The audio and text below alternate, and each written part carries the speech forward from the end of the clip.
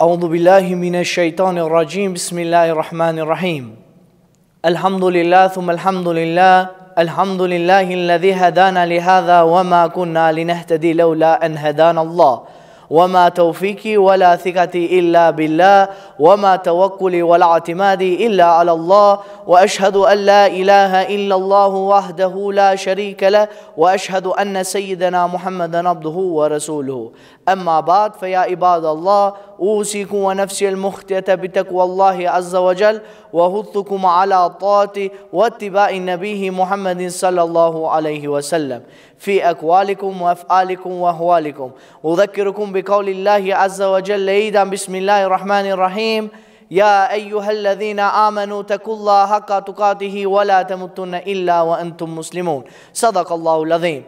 Falënderimet dhe lavdërimet I takojnë Allahu Gjelle Shanuhu, I cili na bëri musliman dhe I cili na bëri pjesëtar të ummetit të pejgamberit alayhi salam. E falënderojmë atë, familjen e tij, shokët e tij dhe të gjithë ata të cilët e ndjekin dhe do ta ndjekin rrugën e tij deri në ditën e gjykimit. Po ashtu e falënderojmë Allahun Gjelle Shanuhu, I cili na mundsoi që të arrijmë edhe këtë muaj të bekuar të Ramazanit, të arrijmë të furnizohemi prej këtij muaji dhe të arrijmë kënaqësitë e këtij muaji. Allahu Gjelle Shanuhu në surën Al-Bekare ajeti 185 na porositën dhe na thot: e kush e përjeton prej jush këtë muaj le të agjeroj. E me këtë ajet kuptojmë se Allahu Gjelle Shanuhu nëse na jep, na ka dhënë ta përjetojmë këtë muaj, ne të jemi prej atireve që të agjerojmë këtë muaj, të jemi prej atyre që të furnizohemi dhe të marrim të mirat e këtij muaji të bekuar të Ramazanit.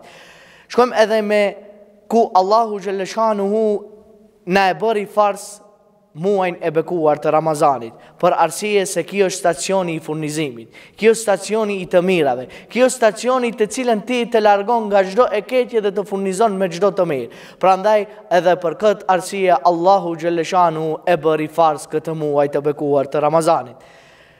Do ta transmetojmë një hadith ku Ebu Huraira transmeton se një beduin shkoi te pejgamberi sallallahu alaihi wasallam dhe e pyeti se si të arrijë të fitoj xhennetin o I dërguari I Allahut. Çfarë vepra të veproj si të fitoj xhennetin o I dërguari I Allahut.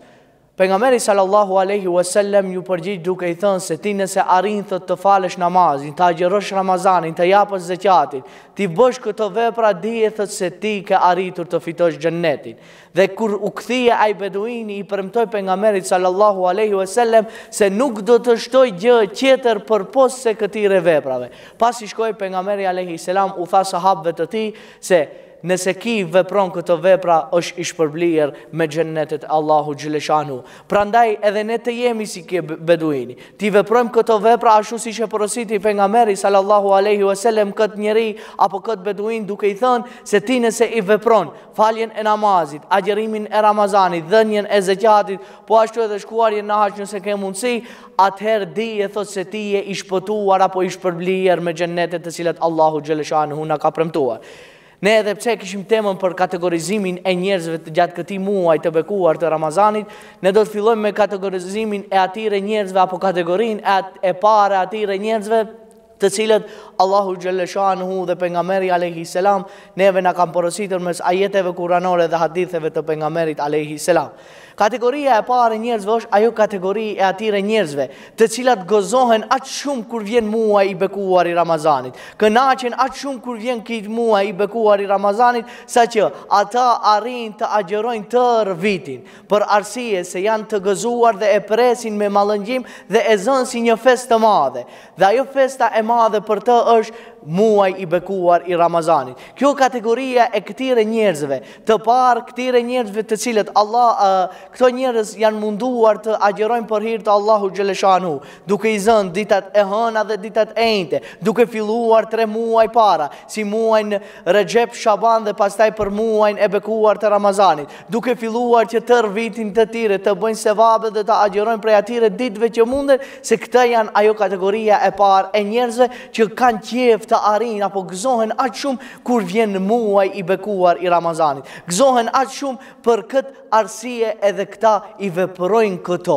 I veprojnë këto veprimet dhe arrin atë kënaqësinë e madhe. Kjo është ajo kategoria e parë e njerëzve. Kategoria e dytë e njerëzve është ajo kategori e cila njerëzit mundohen apo presin muajin e bekuar të Ramazanit. Janë prej atyre njerëzve që e agjerojnë muajin e Ramazanit. Kënaqen kur vjen muaji i Ramazanit. Por punë tjera, vepra tjera si falje e namazit nuk e veprojnë rregullisht. Si bërja apo dhënia e zakatit nuk e bëjnë rregullisht. Po ashtu edhe si vepra tjera të themi ne muajin e bekuar të Ramazanit, ata e agjerojnë, por veprat të tjera i kanë të dobta shumë pak. E për këtë arsye, kjo kategoria e ditë e njerëzve. Për këtë kategori të ditë të njerëzve, çfarë duhet të bëjnë? Për të arritur atë kategorinë e parë, këtyre ju duhet që gjatë muajit të bekuar të Ramazanit, ta lusin Allahun xhelle shanuhu në këtë muaj të bekuar të Ramazanit, para iftarit, që Allahu xhelle shanuhu t'ua mundsoj atyre, jo vetëm muajin e bekuar të Ramazanit ta agjerojnë, por të bëhen prej asaj kategorisë parë,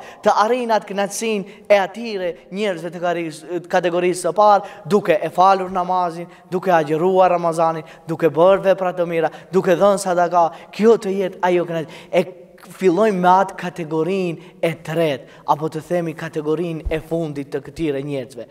E kategoria e fundit, xhamati i nderuar, apo ju të teleshikues, është se janë ata njerëzit që nuk i intereson se ka ardhur muaji i bekuar i Ramazanit.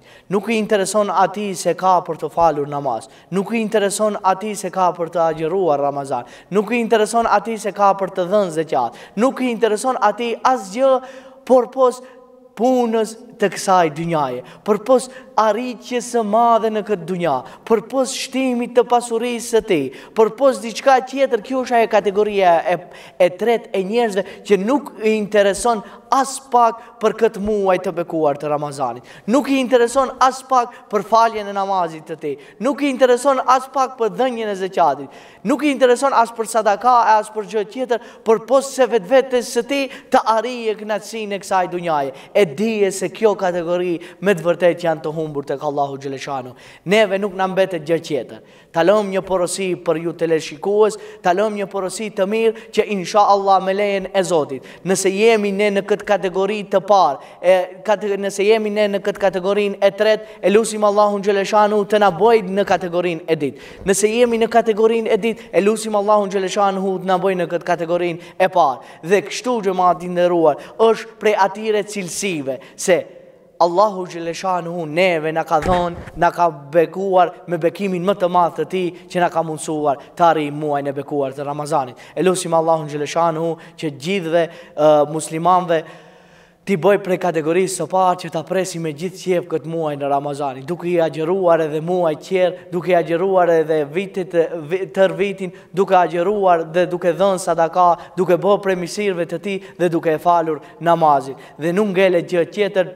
Lusim Allahun xhelle shanuhu që neve të na shpërblej me xhenetet e tij. Aqulu qouli hadha wastaghfirullahi wa lakum fastaghfiruhu yaghfir lakum.